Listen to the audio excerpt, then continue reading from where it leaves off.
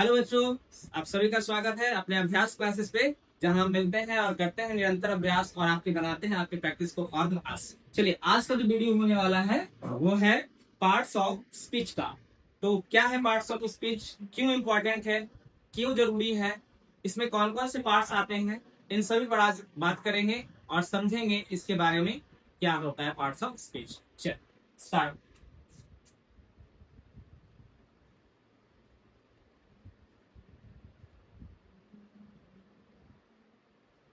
तो parts of speech, अगर हम पार्ट्स ऑफ स्पीच की बात करें तो थोड़ा सा एक ऐसे समझ सकते हैं कि ये जो हमारा फुल बॉडी है, इस बॉडी में बहुत सारे ऑर्गन्स हैं, है ना। और हर ऑर्गन्स का अपना अलग अलग एक फंक्शन दिया गया है। जैसे हमारे बॉडी में आईज हैं, लीवर है,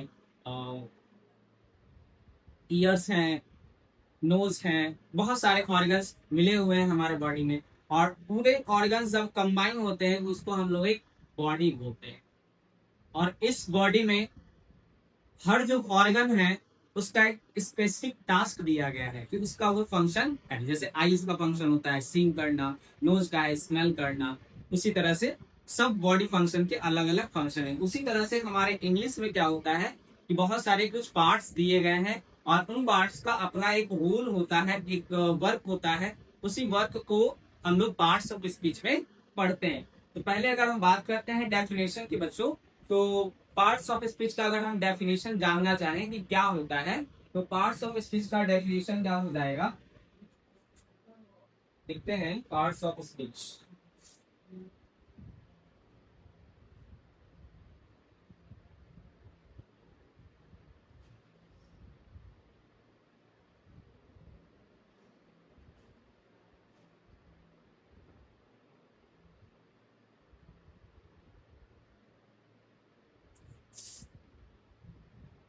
all English words are divided into 8 groups.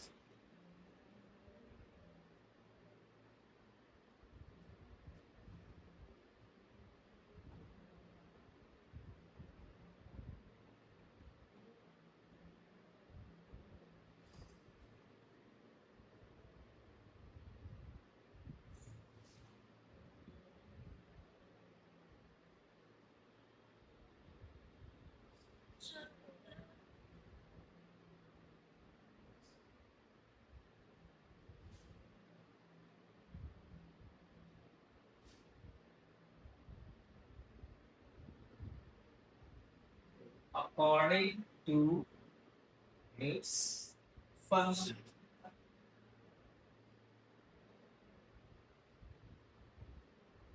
These groups are known as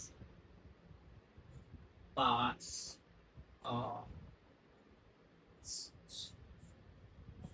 ठीक है, क्या लिखे कि ऑल इंग्लिश वर्ड्स, इंग्लिश में जितने भी वर्ड्स यूज होते हैं उन सभी को इन ग्रुप्स में डिवाइड किया गया। कितने ग्रुप्स में डिवाइड किया गया है? 8 ग्रुप्स में। और कैसे डिवाइड किया गया है? तो अकॉर्डिंग टू इट्स फंक्शन, उनके अलग अलग जो फंक्शन है उस फंक्शन के बेस पर इंग्लिश में जितने वर्ड्स होते हैं इसको 8 कैटेगरी में डिवाइड किया गया है। और उसी 8 कैटेगरी को हम लोग क्या नाम देते हैं? Parts of speech. जैसे कि अगर हम यहाँ लिखते हैं कि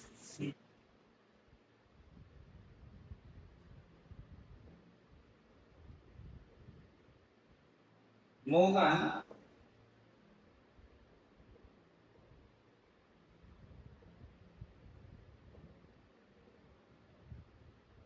Mohan goes to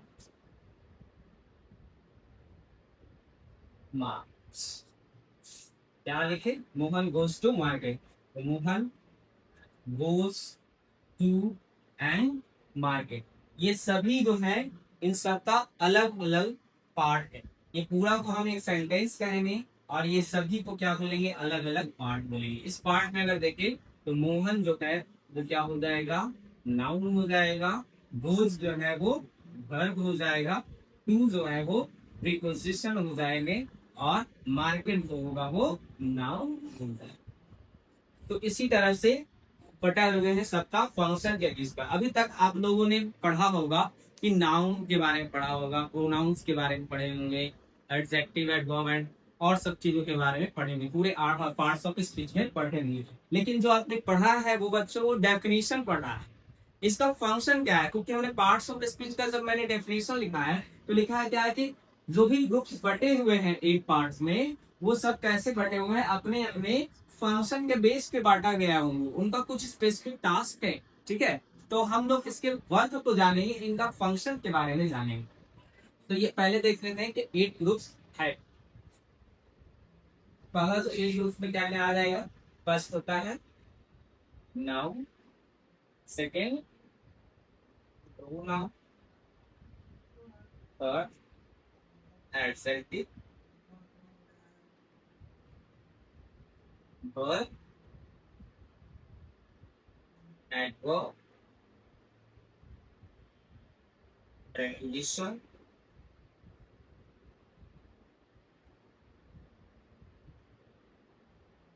conjunction, and last and next। ये 8 पार्ट्स ऑफ स्पीच होते हैं। अभी जो लेटेस्ट मॉडर्न ग्रामर के अकॉर्डिंग अगर देखें तो जो आर्टिकल हम लोग जानते हैं इसे भी पार्ट्स ऑफ स्पीच में इंक्लूड किया गया है मॉडर्न ग्रामर के अकॉर्डिंग। लेकिन जो पुराना जो ग्रामर पढ़ते हैं हम लोग, एंशिएंट ग्रामर पढ़ते हैं, उसमें इतना ही 8 पार्ट्स ऑफ स्पीच के बारे में पढ़ा जाता है। चलिए, तो हम लोग अब देखेंगे वन बाई वन करके सभी के बारे में समझेंगे कि नाउन क्या होता है, प्रोनाउन क्या होता है, एडजेक्टिव का काम क्या है, वर्ब का काम क्या है, सभी के फंक्शन के बारे में जानेंगे। ठीक है, तो अभी तक हम लोग जो पहले आप लोगों ने कभी पढ़ा होगा तो नाउन के बारे में पढ़ा होगा कि नाउन है क्या। ठीक है, तो आप लोग पढ़ते होंगे noun is a name of person, place, animal और things. Noun is a naming word, anything is called noun, many differences are there. बहुत सारे डेफिनेशंस नाउन के बारे में दिए गए। बट अगर मैं आपसे कहूं कि नाउन का फंक्शन क्या है, नाउन का सेंटेंस में फंक्शन क्या होता है, उसका काम क्या है, तो इसका आंसर क्या होगा। जैसे अगर मैं लिख रहा हूं यहाँ पर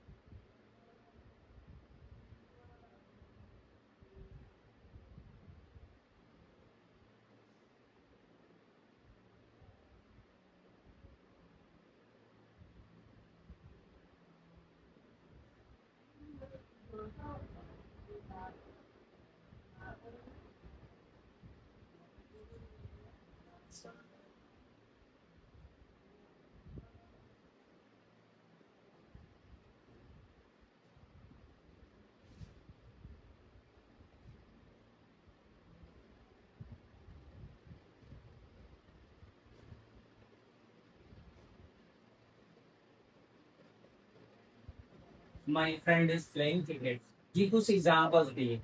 तो अगर आपको बोला जाए कि इसमें नाउन का फंक्शन क्या है, नाउन क्या होता है, तो देख रहे हैं क्या यहाँ पर ये ये आप लोग पहले भी पढ़ चुके होंगे नाउन के बारे में। तो ये सभी क्या है, नाउन। अभी हम देखेंगे नाउन को बढ़िया से समझेंगे। ये सभी क्या है, नाउन है। ये जो जितना सर्कल है ये सब क्या है, नाउन। तो नाउन का फंक्शन, फंक्शन ऑफ नाउन का फंक्शन क्या होता है, तो लिखेंगे क्या, a noun becomes a subject or an object in a sentence। ये क्या है, नाउन का फंक्शन। ठीक है बच्चों, इसमें क्या लिखा है, नाउन के फंक्शन के बारे में। I am not talking about the what is noun, I am talking about the what is the function of noun. Noun का काम क्या है, एक सेंटेंस में नाउन का यूज क्यों है, क्यों करते हैं। तो एक सेंटेंस में नाउन क्या बनता है, या तो सब्जेक्ट बनने के लिए यूज होता है, या तो ऑब्जेक्ट बनने के लिए यूज होता है। अगर आप यहाँ पर देखेंगे तो गणेश क्या है, सब्जेक्ट है, और बुक क्या है, यहाँ पर ऑब्जेक्ट है, और दोनों के दोनों क्या है, नाउन है। यहाँ टीचर क्या है, सब्जेक्ट है, और यहाँ टीचिंग होगा, सॉरी यहाँ पे टीचिंग होगा, करेंगे।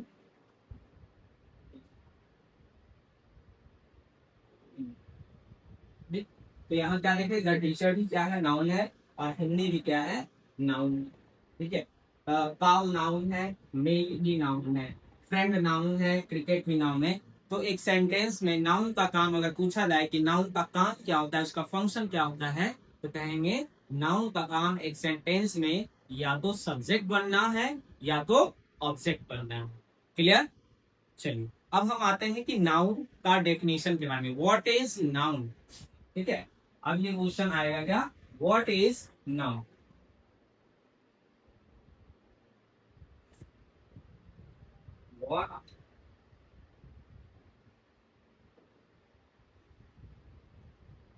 व्हाट इज, तो आप लोगों ने इसका डेफिनेशन पहले से ही पढ़ रखा होगा, है ना। Noun is the name of person, place,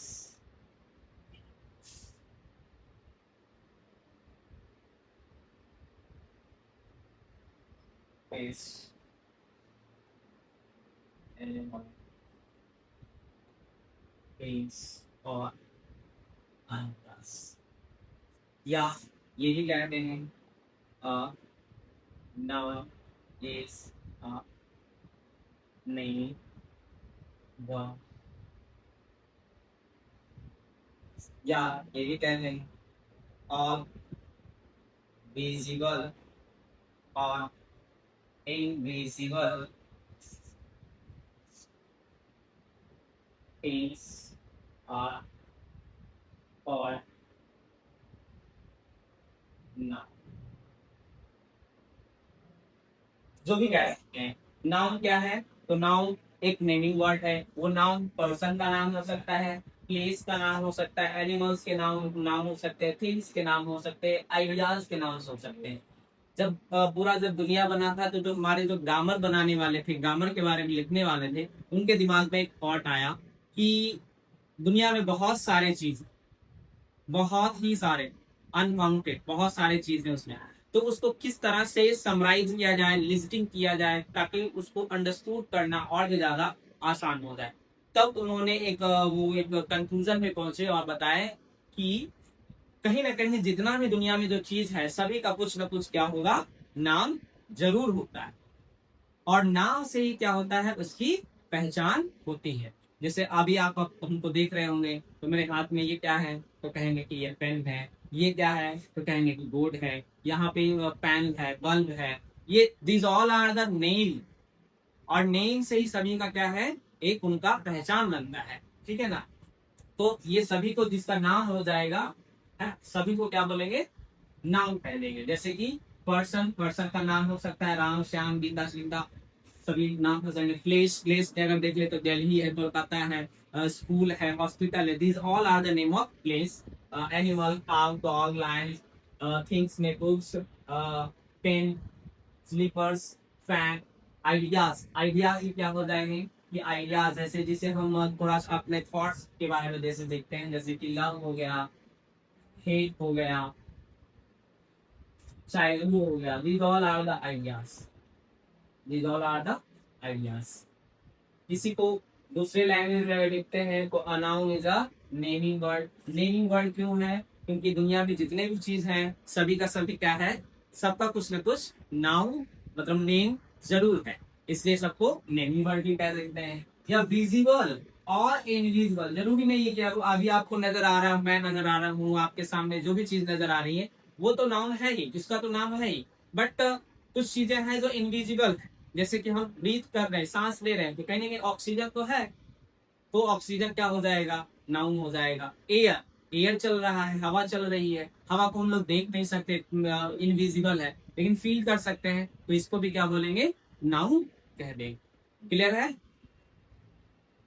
तो ये नाउन के डेफिनेशन हो जाएंगे, चाहे वो विजिबल हो चाहे वो इनविजिबल हो, सभी को क्या कहेंगे, नाउन बोलेंगे। क्लियर है नाउन के बारे में? नाउन के फंक्शन के बारे में समझ गए, नाउन के बारे में समझ गए। और कुछ जो कॉन्सेप्ट मैंने क्या बताया कि नाउन का जो फंक्शन होता है वो सब्जेक्ट या तो ऑब्जेक्ट बनना है। ये इसलिए बताया कि जो ग्रामर है, जो पार्ट्स ऑफ स्पीच आप पढ़ रहे हैं, वो वैरी नहीं करता है। अगर मैंने आपको जो वर्ड्स है इसमें, जैसे मैंने अगर कह दिया कि कोई वर्ड्स के बारे में बता दिया कि ये नाउन है, सपोज दैट किसी वर्ड्स के बारे में बोल दिया कि ये नाउन है या एक वर्ब है, जैसे आप लोग पढ़ लेते होंगे, मान लीजिए मैंने कह दिया कि स्विमिंग, आप लोग पहले पढ़ते होंगे, कभी भी पढ़े होंगे, स्विमिंग क्या है, प्लेइंग क्या है, तो सभी लोग कह देंगे कि ये क्या है, वर्ब है। तो कहीं ना कहीं पर ये क्या हो जाएगा, गलत घोषण हो सकता है, क्योंकि जो ग्रामर है उसमें सबका जो पार्ट्स ऑफ जो स्पीच है उसके पार्ट्स से रिलेशन क्रिएट होता है। ठीक है, ऐसे केवल कह देना कि स्विमिंग वर्ब है, प्लेइंग वर्ब है, तो कंफ्यूजन हो जाएगा। अभी एक एग्जांपल मैं दे रहा हूँ, आप लोग पहचाने, जैसे मैं लिखता हूँ